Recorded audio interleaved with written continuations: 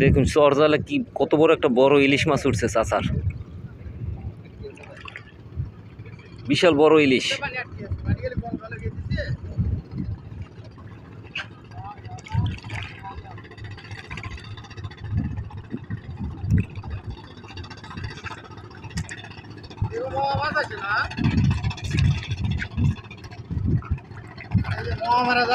আপনাদের মাছ ধরা শেষ? বিশাল বড় ইলিশ, বিশাল।